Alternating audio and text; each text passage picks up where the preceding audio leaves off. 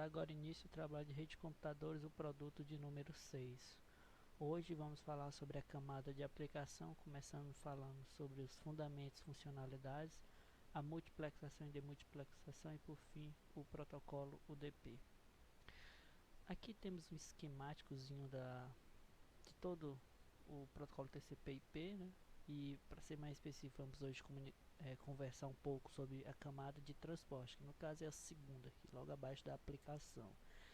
Ela é responsável por fornecer a comunicação lógica entre processos de aplicação que rodam em hospedeiros diferentes, como é possível ver aqui na imagem. Aqui temos um hospedeiro nessa ponta e outra aqui. No caso, essa comunicação lógica significa que, do ponto de vista de uma aplicação, tudo se passa como se os hospedeiros que rodam os processos estivessem conectados diretamente. É como existisse realmente um fio, ou um meio de comunicação exatamente daqui a aqui. Como não existisse todo o núcleo da internet em si, né?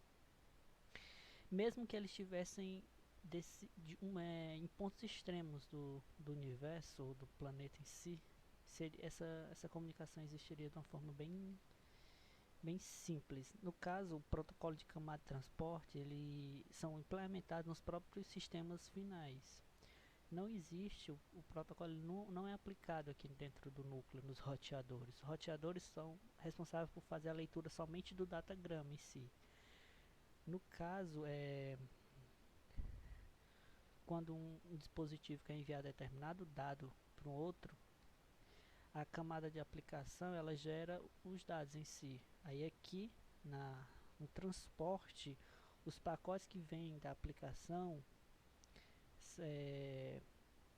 são transformados em segmentos e adicionam um cabeçalho de camada de transporte a cada pedaço para criar um segmento da camada de transporte em si, que chega um pacote bem maior aqui a camada de transporte vindo da aplicação. Então ela segmenta e adiciona os cabeçalhos, e com isso é possível enviar e depois recuperar em um outro ponto. E de certo modo essa toda a funcionalidade é a funcionalidade primordial da camada de aplicação. Aqui temos a multiplexação e a demultiplexação, porque existem diversos aplicativos que se utilizam da internet rodando em um dispositivo, e de que forma eu posso organizar esses dados. E aí que entra a tarefa primordial da multiplexação e demultiplexação.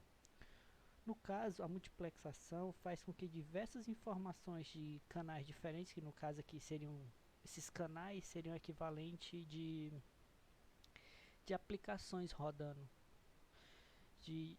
Vamos lá, continuando. Os canais, eles não se misturem. Eles podem passar pelo mesmo meio físico, mas sem se misturar.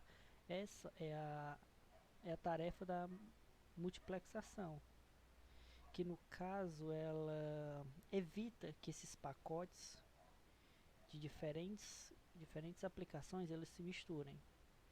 Já a demultiplexação faz o inverso. Os segmentos multiplexados pela camada de transporte enviados para a camada de rede agrupados em datagramas. Esses dados vão para o hospedeiro de destino. Aí chegando aqui, a camada de transporte vai pegar os segmentos que foram vindos e ler o cabeçalho, e será possível identificar para onde cada segmento deve ir, graças às informações das portas de origem e destino, porque quando os dados são multiplexados, é obrigatoriamente adicionado os campos que indicam a porta de destino e a porta de origem. Quando eles chegam aqui, esses dados eles são demultiplexados, são separados novamente no caso, e aí ele, para destinar a um aplicativo específico, ele utiliza a porta, porque cada aplicativo tem uma porta específica. Então ele faz exatamente isso, ele pega o dado, faz a multiplexação, analisa qual é a porta de destino, e aí ele envia aquele segmento de dado para aquela porta. No caso, essas portas são responsáveis por fazer essa interação entre esses dispositivos. Aí aqui temos o protocolo TCP e o UDP. No caso, vamos falar só por cima do TCP e tentar aprofundar um pouco mais no UDP. O TCP ele é orientado à conexão, no caso ele passa por 3 processos antes de enviar o dado, que ele manda primeiro para o dado para começar, só depois que o servidor, que no caso seria esse dispositivo, responde dizendo a afirmação, a conexão, que ele pode se comunicar. A principal diferença entre os dois, o TCP e o UDP, é essa questão, que o TCP envia o dado. Se o dado não chegar ao destino, então o destino consegue retransmitir um aviso pedindo para que o dispositivo de origem reenvie o dado. Aí por isso que dá essa mensagem, ó. O dado não conseguiu chegar, então ele reenvia. Já o DP não faz isso, simplesmente vai jogando os dados lá, vai jogando até o fim, mas não garante que todo aquele pacote conseguiu chegar. No caso, ele pega as mensagens do processo de aplicação, que é o DP, anexa os campos de número de porta da fonte e do destino para o serviço de multiplexação e demultiplexação. O DP, ele por si só é bem simples, ele não tem todo os segmentos que mais na frente vão ser falados que existem no TCP. No caso, existem aplicações que utilizam-se do DP, que os principais, o DHCP utiliza, o DNS também utiliza, o TFTP, o SNMP também utiliza, que rodam na camada de aplicação que se utilizam no protocolo UDP. As principais vantagens do protocolo UDP comparado ao TCP, ele é muito rápido, porque ele não fica nessa questão de checar se aquele dado chegou ou não. Ele oferece suporte à comunicação ponta a ponta, que no caso é utilizado principalmente para fazer stream de vídeo. No caso já está sendo substituído o DP, porque ele tem certa fragilidade na segurança. Ele também oferece suporte à comunicação cliente-servidor, né? Já as principais desvantagens, ele não é orientado à conexão. O que significa isso? Ele simplesmente vai enviando os dados, ele começa a enviar, mas não garante que aquele dado chegou.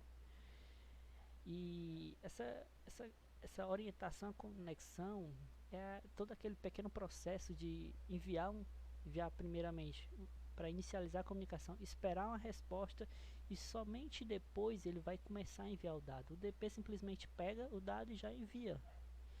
E logicamente ele não é confiável, porque você não garante que aquele outro dispositivo vai receber aqueles dados.